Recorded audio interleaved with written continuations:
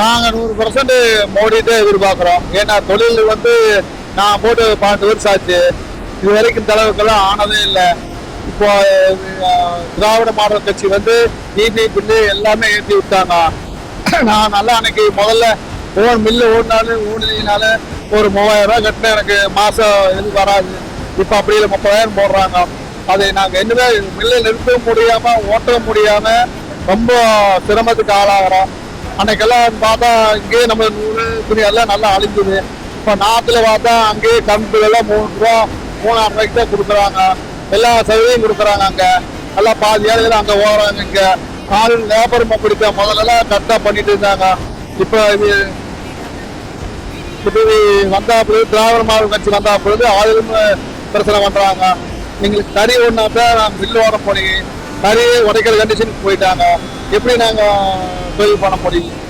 அதான் எங்களுக்கு ரொம்ப காலகட்டம் ரொம்ப சிரமமாக இருக்குது. அதான் பார்த்துட்டு யார் முகூடி வந்தால் ஓரளவுக்கு தொழில் விருத்தி அடையி நம்ம தொழில் நல்லா இருக்குது அப்படிங்கிற ஆளுன்னு எல்லாம் எதிர்பார்க்குறோம். எங்களுக்கு அந்த எந்த இதுவும் இல்லை. எங்களுக்கு இது வந்தாப்புல எங்களுக்கு ரொம்ப சிரமப்படுறோம். இவங்களுக்கு தான் பார்க்குறாங்க, தொழிலை பார்க்க மாட்டாங்க. நேற்று தினமலர் பேப்பரில் ஓட்டுக்கிறாங்க.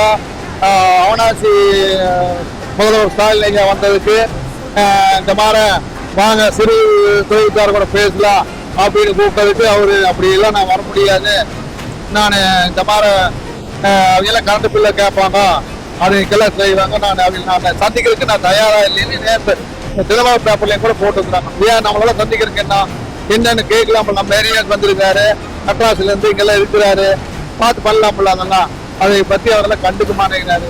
அதை செய்கிறதுக்கு என்னமோ அந்த வழி தான் பாக்குறாங்க. அது காசு கொடுத்தா மக்கள் ஓட்டு போட்டுருவாங்க, காசு தான் மெயினே அப்படிங்கிற விஷயத்தில் அது இருக்கிறாங்க. இந்த கடையெல்லாம் காசை கொடுத்தாலும் எதை கொடுத்தாலும் அந்த ஓட்டு மாறாது. கண்டிப்பா போற மோடிக்கு தான் வரப்போது. அண்ணாமலை ஜெயிக்க போறாரு.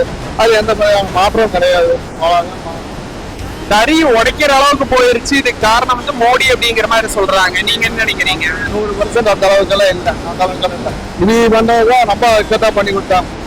அதான் தறிக்காரருக்கு அந்த 750 வீடு 6 வீடு ஃப்ரீயா கொடுக்குற மாதிரி கொடுத்து அந்த தறிக்கு என்ன மூலப்பொருள் வருதோ அதை போல நிறுத்தினா இது உடைக்கத்தானே போய் ஆகணும். அங்க தறி வர அளவுக்கு பண்ணி கொடுத்தா இங்க இதை கொடுத்தா தானே அது ஓடுங்க. அது எதுவுமே பண்ண முடியாத அளவுக்கு பண்ணி கொடுத்தாங்க. அதான் பிரச்சனை. அப்ப ஜிஎஸ்டியில ஒன்றும் பிரச்சனை இல்லை, பில்லுக்கு தான் போகுது. அவுட்டுக்கா இந்த பணம் இதெல்லாம் எதுவும் கிடையாது. ஒன்லி பேங்க் இது கலந்து எந்த பிரச்சனையும் கிடையாது. நல்லா இருக்குது. இது இந்த கரண்ட்டுக்கு மட்டும் இபிபில கை வைக்காம போனா சிறு தொழிலை கொஞ்சம் காப்பாற்றிட்டு போனோம். அதான் இது அது பழி எடுக்காம பண்ணி விட்டாங்க. அதான் ரொம்ப இதா இருக்கு. அண்ணாமலை நாங்க வந்தா சோலார் பேனல் எல்லாம் போடுறதுக்கு மானியம் கொடுக்குறேங்கிறாரு. அப்படி கொடுத்தா உங்களுக்கு தொழில் நல்லா இருக்கு. கண்டிப்பா எனக்கு இந்த மாசம் 4 லட்சம் ரூபாய் கரண்ட்டுக்கு வந்திருக்கு. போன மாசம் 4 லட்சம் ரூபா வந்தது. முதல்ல எனக்கு 3.5 லட்சம் தான் கரண்ட்டுக்கு வருது. இப்போ 4 லட்சம் 1 லட்சம் ரூபாய்க்கு மேலே எச்சு போகுது. சோலார் பேனல் போட்டோம்னா எனக்கு அந்த இது இல்லை. எங்களுக்கு ஒன்றும் மானியம் இதெல்லாம் ஒன்றும் வரல. இதெல்லாம் இந்த மாதிரி கொஞ்சம் பிரித்து கொடுத்தாங்கன்னா நான் 200 லட்சம் ஓடுது. ஒரு 50 லட்சம் 100 லட்சம் கொடுக்குறோம். சோலில் போட்டுருக்கோம். இந்த கூட பண்ணுங்கன்னா அது 4 பண்ணி கொடுத்தாங்கன்னா ஒன்றும் நல்லா சரி பேருக்கு அவர் கூட. ஆனால் சோலார் பேனல் வந்தால் தான் நம்முடைய எதுலையும் கை வைக்க முடியாது. அதாவது கரண்ட்ல தான் 2 ஏதாவது பார்க்க முடியும். அந்த 1 லட்ச ரூபா கிடைச்சதுனால நமக்கு மாதம் 1 லட்சம் மிச்சமானதான்.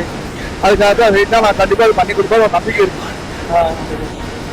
ஜவுளி சந்தையை ஓபன் பண்ணி தரோம் அப்படின்னு சொன்னவங்க சொல்லியிருக்காங்க. ஆமா. நான் ஈரோட்டில் இங்க கண்டிப்பா இது பண்ணிட்டோம்னா நம்மளுக்கு திருப்பூருக்குமே கவர்மெண்ட் அண்ணாமலையே கண்டிப்பா பண்ணி கொடுக்கணும்னு சொல்லியிருக்காரு. அதெல்லாம் எந்த பிரச்சனையும் இல்லை. வேற எங்களுக்கு தெற்க தண்ணி எல்லாம் வரல. பிஏபி வாய்க்கால் தண்ணி ரொம்ப சிரமமா தண்ணி வரல. ஆனமலை குண்டார் திட்டம் அது 10,000 கோடி நான் போட்டு கண்டிப்பா பண்ணி கொடுக்குறேன்னு அவரு அதையும் சொல்றாரு. ஏன்னா மக்கள் தண்ணி தான் அத்தியாவசியம். வேற எதுவும் இல்லையா? நம்ம தண்ணி இருந்தாலே நம்மளுக்கு அத்திக்கதவு திட்டம் எல்லாம் வந்துச்சு. 99% முடிச்சாச்சுங்கிறாங்க. சப்ளை பண்ணி கொடுக்க மாட்டேங்கிறாங்க. அதனால இதெல்லாம் நான் பண்ணி கொடுக்குறேன் அப்படிங்கிறாரு. இதெல்லாம் கண்டிப்பா பண்ணுவான்னு ஒரு நம்பிக்கை இருக்கு. கண்டிப்பா பண்ணுவாங்க. கண்டிப்பா போகணும். எங்களெல்லாம் கண்டிப்பா அண்ணாமலை தவிர எதுவும் வராது.